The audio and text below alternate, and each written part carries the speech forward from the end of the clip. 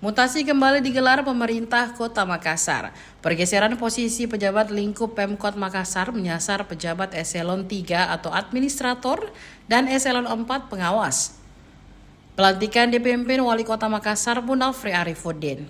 Dihadiri jajaran Forum Komunikasi dan Pimpinan Daerah atau Forkopimda, Ketua TPPKK Melinda Aksa, Sekretaris Daerah Kota Makassar Andi Zulkifli Nanda, dan jajaran pejabat Pemkot Makassar lainnya.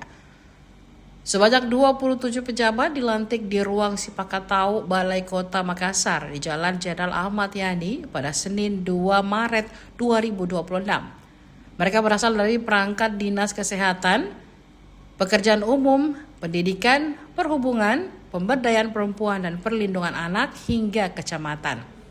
Dalam sambutannya, Wali Kota Makassar Munafri Arifuddin menekankan pentingnya solidaritas dan kepemimpinan yang kuat dalam satu organisasi perangkat daerah atau OPD.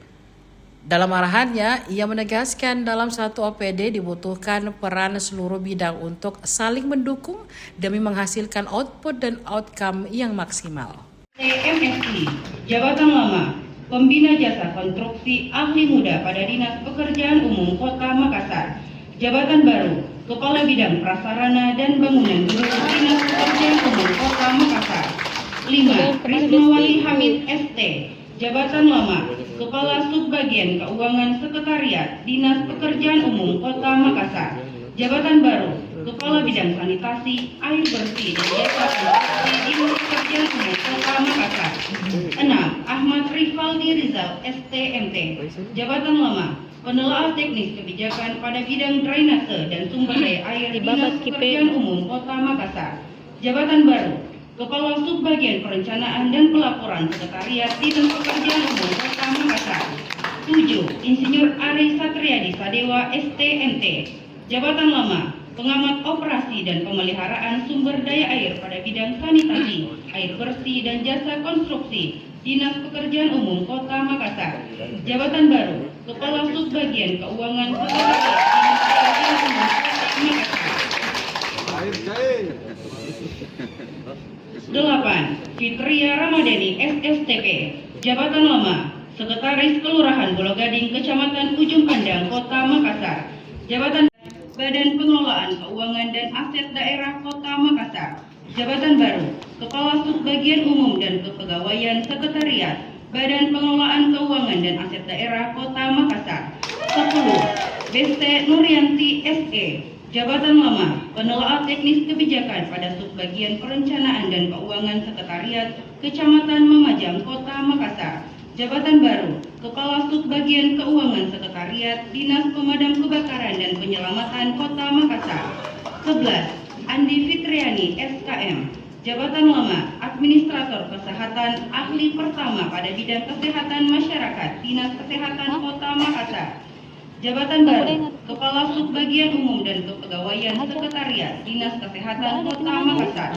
12. Dedi Yosef Ori SSTP, Jabatan Lama, Penelaah Teknis Kebijakan pada Subbidang Penatausahaan Belanja dan Pembiayaan Daerah Badan Pengelolaan Keuangan dan Aset Daerah Kota Makassar.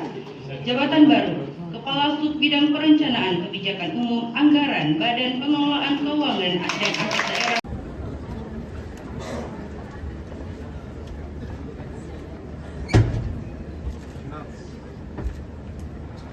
Pelantikan oleh Wali Kota Makassar.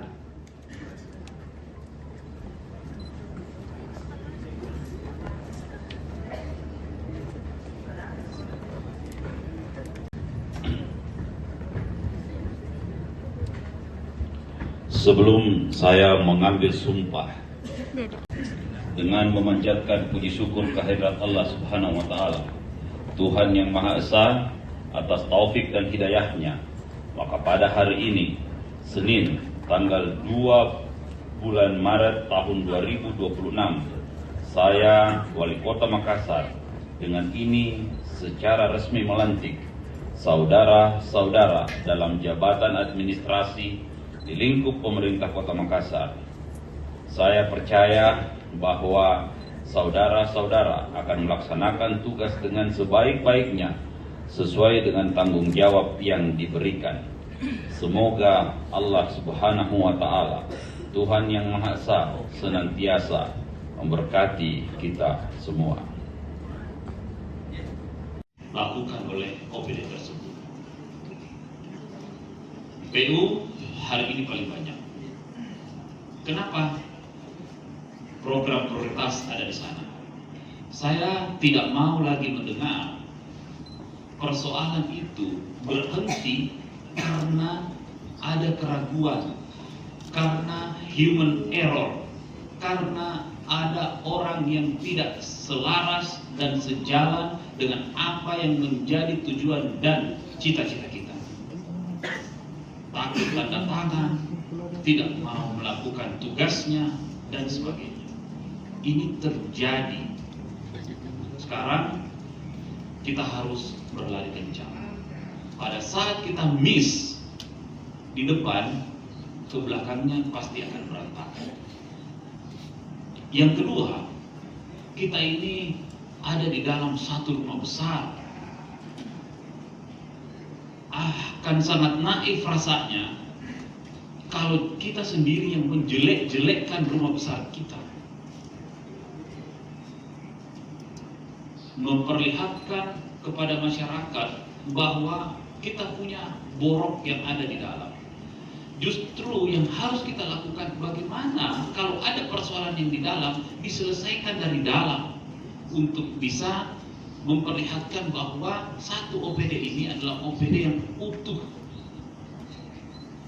Sehingga Bapak Ibu sekalian, bukan hanya hari ini yang dilantik yang ingin saya sampaikan, tapi seluruh kepala SKPD untuk mampu terus-terus memberikan pola kepemimpinan. Kondisinya harus istimewa. Dan yang kedua, yang akan menjadi fokus utamanya adalah bagaimana ikut memberikan kontribusi di dalam manajemen team building. Artinya,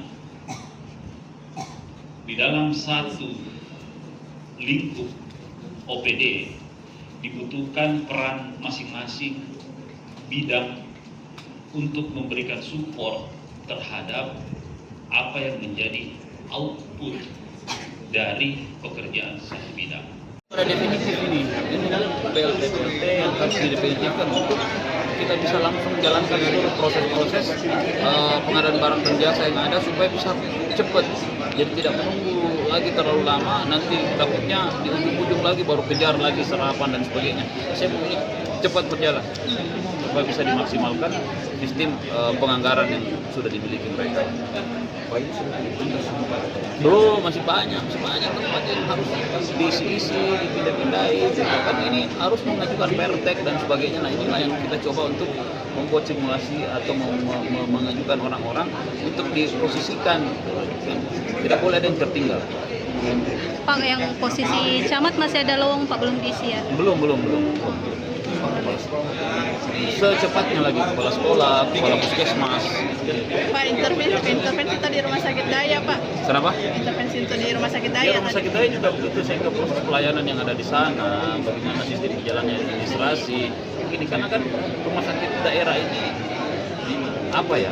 Jangan berpikir kita rumah sakit daerah, tidak boleh, harus tumbuh dan punya pelayanan yang maksimal untuk memberikan kepercayaan kepada masyarakat bahwa di sini juga karena orang-orangnya, personalia yang ada, personil dokter-dokternya bagus kok.